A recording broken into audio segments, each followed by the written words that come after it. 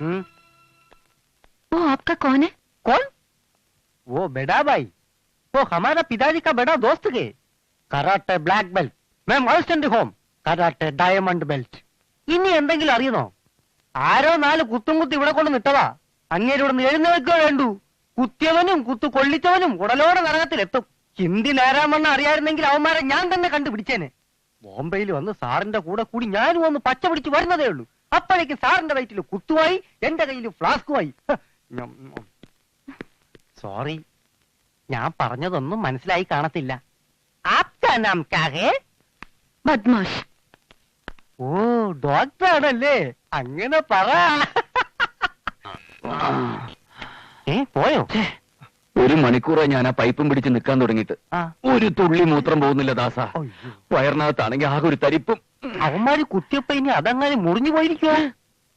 എന്ത് ചോദിച്ചാൽ ഈ കുത്ത് കിട്ടിയ കാര്യം മാത്രം നീ എടുത്തു പറയണ്ട. ഇതൊക്കെ ആണുങ്ങൾക്ക് പറഞ്ഞിട്ടുള്ളതാ. ഒരു പെണ്ണിനെ രക്ഷിക്കാൻ വേണ്ടി ഞാൻ 1-2 കുത്തു വാങ്ങി. എന്നെ കുത്തി നിലത്തിട്ടിട്ട് ആ കാട്ടാളന്മാർ അവളെയും കൊണ്ട് പോയിട്ടുണ്ടാവും. അവളെ പറ്റി നീ എന്താ ചിന്തിക്കാത്തത്? പെണ്ണുങ്ങളെ കുറിച്ച് ചിന്തിക്കാൻ പറ്റിയൊരു ദേഹമല്ല എന്റേത്. ഈ തടി കയറാവുന്ന മനുഷ്യത്വം കാണിച്ചിട്ട് സാറിന് ഇപ്പൊ എന്താ കിട്ടിയത്?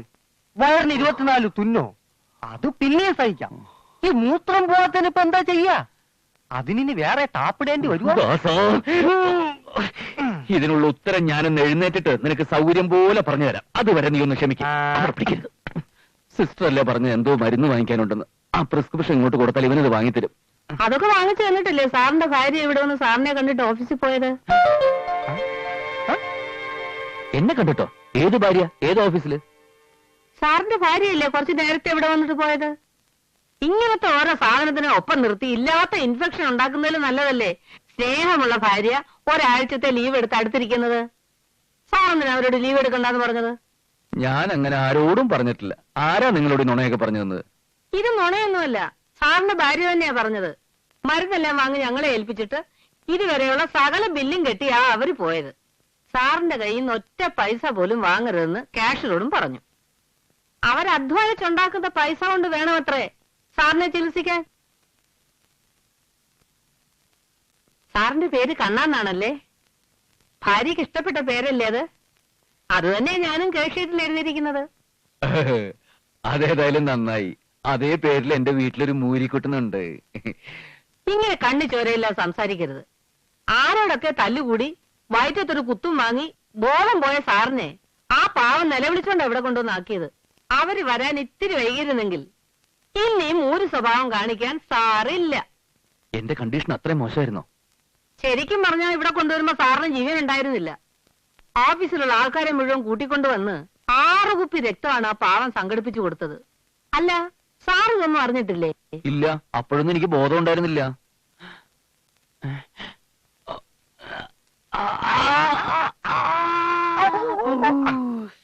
ഇത്രയ്ക്ക് വേദനിക്കാനൊന്നുമില്ല. ഇതിലും വലിയ വേദനയായിരിക്കും പാവം ആ പെൺകുട്ടിയുടെ മനസ്സിൽ. സാറ് പറഞ്ഞതൊന്നും സിസ്റ്റർ കാര്യമാക്കണ്ട.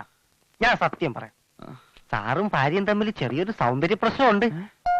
ഈ കുത്തുകൊണ്ട് അത് പരിഹരിച്ചു കിട്ടില്ല, അത്രയും നല്ലത്. അവരിനിയും വരുമോ സിസ്റ്ററെ?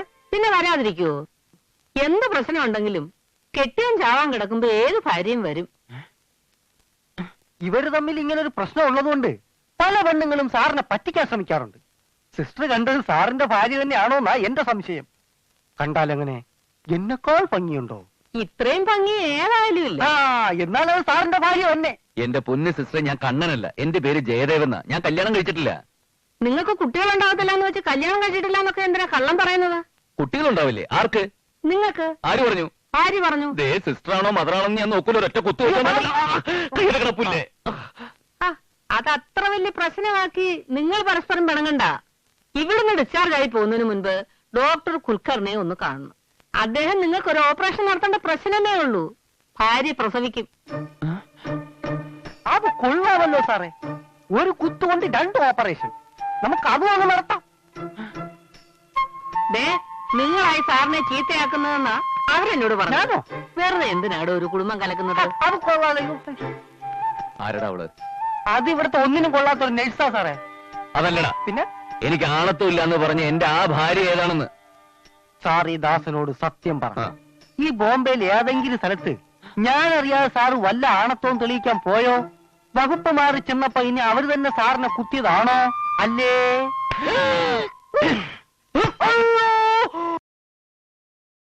പണ്ടാറടങ്ങണ പാവക്കുട്ടെങ്കിലും കിട്ടിയാൽ മതിയായിരുന്നു. തലവര് പറയുന്നതിലും കാര്യമുണ്ട്. ഈ തൊഴിൽ നമ്മുടെ ചോറ.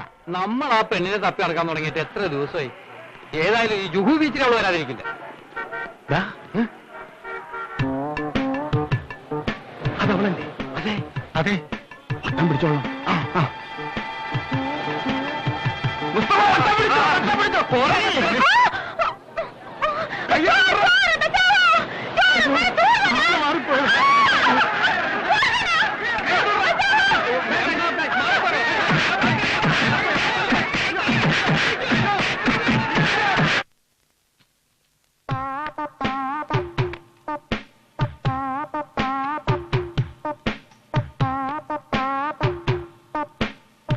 നേര് പറഞ്ഞ ഈശ്വരനെ നിങ്ങൾ എന്റെ അടുത്ത് എത്തിച്ചത്.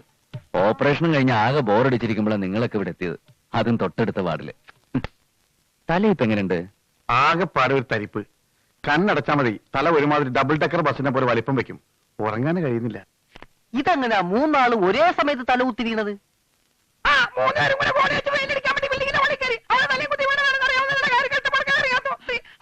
സൗണ്ട് ബോക്സ് പോയെന്നാ തോന്നുന്നത്. പാവം.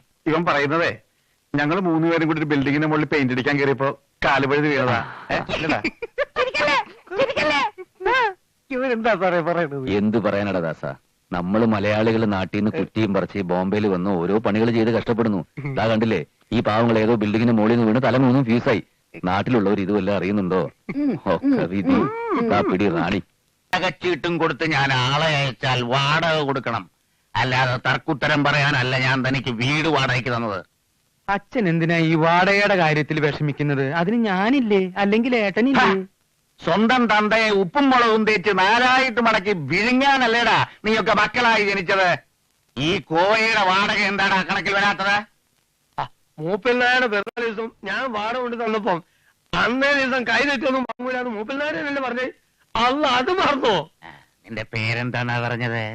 കോയ, കരിപ്പൂര് കോയ. താൻ കരിപ്പൂർ കോയയാണെങ്കിലേ ഞാൻ തിരുപ്പൂർ നായരാ. ആ ദിവസം ഒന്നും കൈനീട്ടി വാങ്ങുകയല്ലെന്നേ ഞാൻ പറഞ്ഞിട്ടുള്ളൂ. പക്ഷേ അതിനടുത്ത ദിവസം ഞാൻ കൈനീട്ടും. കരിപ്പൂർ കോയയ്ക്ക് മനസ്സിലായോ?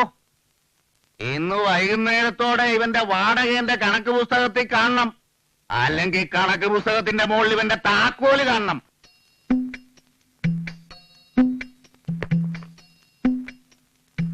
ഇതാരുടെ താക്കോലാടാ? കോയയുടെ താക്കോലല്ല, എന്റെ താക്കോലാണ്. ഈ താക്കോലും പിടിച്ച് അച്ഛന്റെ കാര്യങ്ങളും നോക്കി ഞാൻ ജീവിതം തുടങ്ങിയിട്ട് വർഷം കുറയായി. അമ്മ മരിക്കുന്നതിന് മുമ്പ് ഈ താക്കോലിന്റെ പല കൂടപ്പിറപ്പുകളും എന്റെ കൂടെ തന്നെ ഉണ്ടായിരുന്നു. അമ്മ പോയതോടെ പലതും മേട്ടന്റെ കയ്യിലായി. ഒന്ന് രണ്ടെണ്ണം കമലാക്ഷിയുടെയും സഹദേവന്റെയും കയ്യിലായി. ചിലത് അച്ഛൻ തന്നെ തിരിച്ചു വാങ്ങി. ഈ താക്കോലും കണക്ക് പുസ്തകവും അന്നേ തന്നെ ഞാൻ തിരിച്ചേൽപ്പിക്കണമെന്ന് വിചാരിച്ചതായിരുന്നു. പക്ഷേ മരിക്കാൻ നേരത്ത് എന്റെ പെറ്റമ്മ എന്നെ വിളിച്ചൊരു സ്വകാര്യം പറഞ്ഞു. ഇല്ലേടി? എന്ത് സ്വകാര്യം? എന്ത് തന്നെ വന്നാലും എത്ര തന്നെ ചീത്ത പറഞ്ഞാലും അച്ഛനെ പൊന്നുപോലെ നോക്കണമെന്നാണ് അമ്മ എന്നോട് പറഞ്ഞത്. അല്ലേടി? അച്യുതൻകുട്ടിയേട്ടനെയും കമലാക്ഷിയെയും അളിയനെയും അമ്മയ്ക്ക് വിശ്വാസമില്ലായിരുന്നു. അതാ അവരോട് പറയാതെ എന്നോട് പറഞ്ഞത്. അച്ഛനെ നമസ്കരിക്കടി. എന്തുവാ ഇത്? എന്റെ പൊന്നെ അച്ഛൻ വിശ്വസിക്കല്ലേ? എന്റെ പൊന്നച്ച, ഈ കേട്ടത് മുഴുവൻ കള്ളത്തരമാണ്. എന്താ ഇത്? എല്ലാരും കൂടെ അമ്മയ്ക്ക് എന്നെ വിശ്വാസമില്ലെന്ന് ഇവരെങ്ങനെയാ പറയുന്നത്? ഇവരെക്കാളും 4 കൊല്ലം മുമ്പ് അമ്മയെ കണ്ടവനാ ഞാൻ. അളിയോ, എന്നോടും തങ്ങളോട് വേണ്ടായിരുന്നു. ഇത്രയും വിഷം അച്ഛന്റെ മനസ്സിലേക്ക് ഓടി ഒഴിച്ചിട്ട് നിനക്ക് എന്താണ് കിട്ടിയത്? ആദ്യം ജനിച്ചാലും ശരി, അവസാനം ജനിച്ചാലും ശരി, അച്ഛനും അമ്മയ്ക്കും മക്കളെല്ലാം ഒരുപോലെ തന്നെയാ. അച്ഛനെ നോക്കാൻ വേണ്ടിട്ടല്ലേ സ്വന്തം വീട് വിട്ട് ഞങ്ങളല്ലേ ഇങ്ങോട്ട് പോകുന്നത്. നിങ്ങളുടെ വീട് വാടകയ്ക്ക് കൊടുത്തിട്ടല്ലേ പെങ്ങൾ അളിയൻ ഇവിടെ വന്ന് താമസിക്കുന്നത്? അപ്പൊ താനോ? ഞങ്ങൾക്ക് കിട്ടിയ വീടിന് നല്ല ഉറപ്പ് പോരാ. അതൊന്ന് കെട്ടിപ്പൊക്കണം, അല്ലാതെ അവിടെ താമസിക്കാൻ പറ്റില്ല. അച്ഛൻ വിളിച്ചിട്ടല്ലേ ഞങ്ങൾ ഇവിടെ താമസിക്കുന്നത്, അല്ലേടി? അതെ. ഉറപ്പ് പോരെങ്കിൽ പിന്നെ എന്തിനാണ് അത് എഞ്ചിനീയർക്ക് വാടകയ്ക്ക് കൊടുത്തത്? എഞ്ചിനീയർക്ക് ആ ഉറപ്പ് മതിയെന്ന് പറഞ്ഞു. എനിക്കിത് പോരേട്ടാ. കൊച്ചക്കൻ പറയുന്ന കളവാണച്ചാ. അച്ഛനത് വിശ്വസിക്കരുത്. മരിക്കുന്നവരെ അമ്മയുടെ തലക്കിലിരുന്ന് നാമം ചോദിച്ചാലും ഞാനാ. ആ നാമജപം സഹിക്കാൻ കഴിയാഞ്ഞിട്ടാ അമ്മ വേഗം പോയത്. കൊച്ചക്കൻ, ഞാൻ ഇത് കേട്ടില്ലേ അച്ഛാ? അമ്മയെ ഞാൻ പൊന്നു പോലെയാ നോക്കിയത്. അവസാനത്തെ ശ്വാസം പോകുന്നതിന് മുമ്പ് അമ്മയ്ക്ക് വാസുണ്ണിയെ കാണണമെന്ന് പറഞ്ഞു. ഞാൻ വാസുണ്ണിയെ കൊണ്ടുവന്ന് അമ്മയുടെ കാൽക്കൽ നമസ്കരിപ്പിച്ചു. കിടന്നുകൊണ്ട് കൈനീട്ടി വാസുണ്ണിയുടെ നെറുകയിൽ തൊട്ടമ്മ അനുഗ്രഹിച്ചു. ഓനെ വാസുണ്ണി, നിന്റെ കാര്യങ്ങളൊക്കെ മുത്തശ്ശി നോക്കിക്കോളൂ എന്ന് അമ്മ പറയുകയും കൂടി ചെയ്തു. എന്താ മലർന്ന് കിടന്ന് ശ്വാസം വലിക്കുന്ന അമ്മ എങ്ങനെയാ കാല് പിടിച്ച് നിൽക്കണ വാസുണ്ണിയുടെ നിറകയിൽ തൊടുന്നത്? കൈക്ക് ഇത്ര നീളുണ്ടാവ എന്റെ അമ്മ ആരോ കിങ്കോങ്ങ. മരം കൊടു. മതി, നിർത്ത്.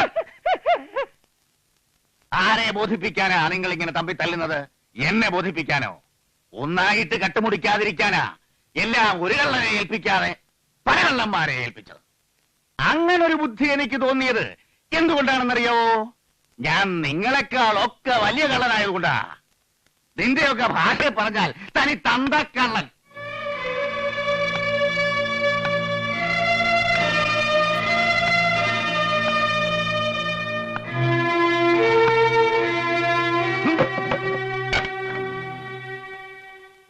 എല്ലാരും കൂടെ ഒരു ചട്ടിയിൽ നിന്ന് വാരി തിന്നുമ്പോ അതിന്റെ മൂട്ടിൽ ഒരു ഓട്ട ഇട്ടിട്ട് അതിൽ നൂറ്റാൻ നോക്കരുത്. നിന്റെ അതിബുദ്ധി ഇവിടെ നടക്കില്ല നാരായണക്കുട്ടി. എന്നെ എങ്ങനെയെങ്കിലും പാര വെച്ച് കള്ളനാക്കാനല്ലേ ഏട്ടനും പെങ്ങളും നോക്കുന്നത്? ഒന്നില്ലെങ്കിലും എന്റെ കൂടപ്പറപ്പല്ലേ. ഈ അളിയനെ കൊന്നിട്ടായാലും ശരി, വേണ്ടി വന്നാൽ ഞാനിതെല്ലാം കലക്കും. കോയയുടെ കയ്യിൽ നിന്ന് വാങ്ങിയ വാടക അച്ഛന് തിരിച്ചു കൊടുക്കാൻ പറഞ്ഞപ്പോ നിങ്ങൾ രണ്ടാളെന്താ പറഞ്ഞേ? അതെടുത്ത് സ്വന്തം കയ്യിൽ നിന്ന് കണക്കിലിട്ടോളാൻ ഞാനിട്ടു. അത് ഇത്തിരി ശബ്ദത്തിലായിപ്പോയി. അത്രേ ഇവിടെ സംഭവിച്ചുള്ളൂ. നിങ്ങൾ എവിടേക്ക് പോണേ?